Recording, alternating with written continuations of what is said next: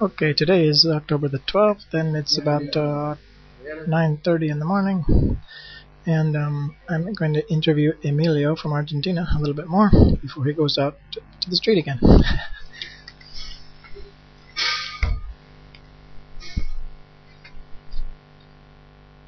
So, let's see, I want to ask you a few more questions. Like, for example, in which countries is it the easiest to perform, the most interesting to perform, and which countries were more difficult? And when did you have trouble with, like, the police telling you need some registration or licenses or something? Usually here in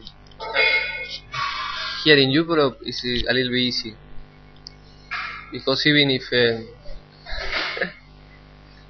okay now, because even if I need a permission or license, it's easy to get, because in Europe they have like the culture for many years or for a long time for the street performance, so it's not so hard.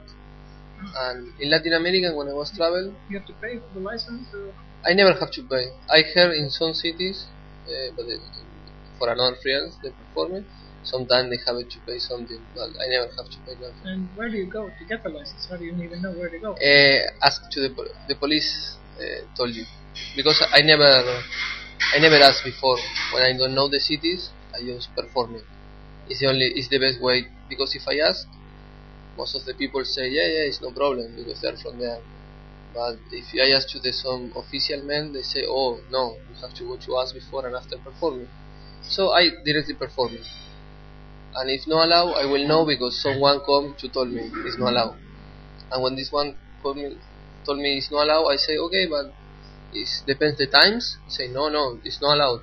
Okay, so where I can get the permission? And usually they told me, because they know it's a place to permission. It's very strange that you say no. So you never got put in jail or got fined or had to pay? No, never.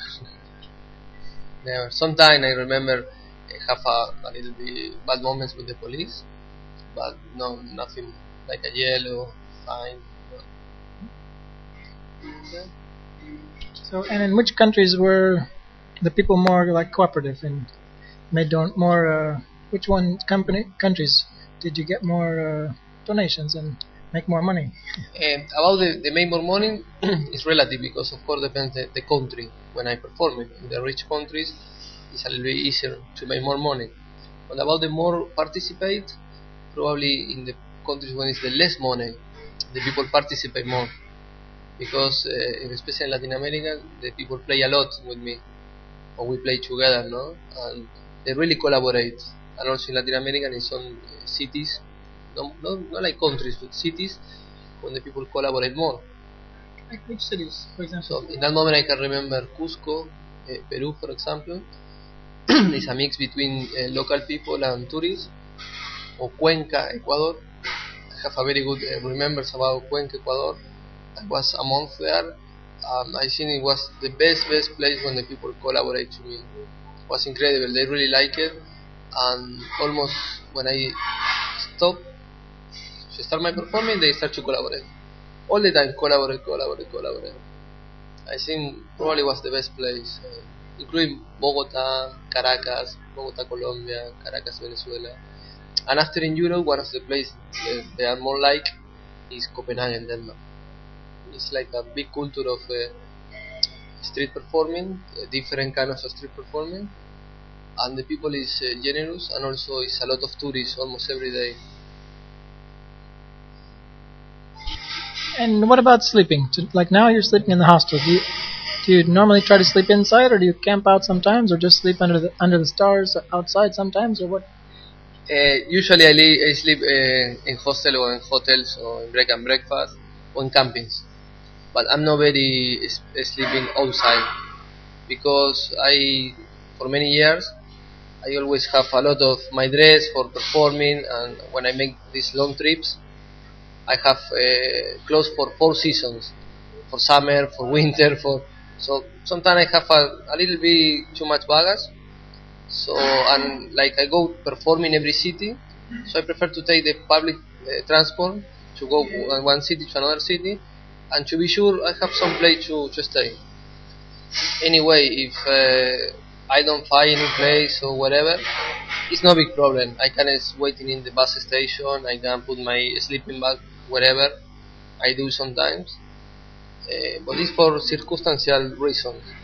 If not, I prefer to be in the hostel because also you stay with another travelers, and I prefer the private hostel. Like the owners, they are the not like these companies or hostel international, because it's more personal and you have more relation, and the hostel have another like energy. What are some of your favorite hostels that you have the best memories from in the world? Can you remember a few? In the world, I don't know now, but in Croatia I remember the hostel from Trogir. It's very... Trogir. It's a small city close to the Split. After I was camping I've been camping a lot in Croatia, and finally discovered this hostel. For my surprise, because here in Croatia there are not too many hostels. The owner was very friendly. The people in the room was very friendly. The hostel was very nice. And after I discovered another one in Zagreb, in the capital of Croatia, they call Carpe Diem. It was two young owners, and we became friends finally, and it was very good hostel. It's a place when you really would like to remain and stay there, because every day is happiness. And any other ones around this area, around Croatia? Now at the moment, in Budapest, Hungary. I think it's Backpackers Hostel. Also, it's for the owner. It's a traveler also. He was traveling for many years. He still travel, and the people working there are also traveling. So they made this very. I think for me the most important is feel free.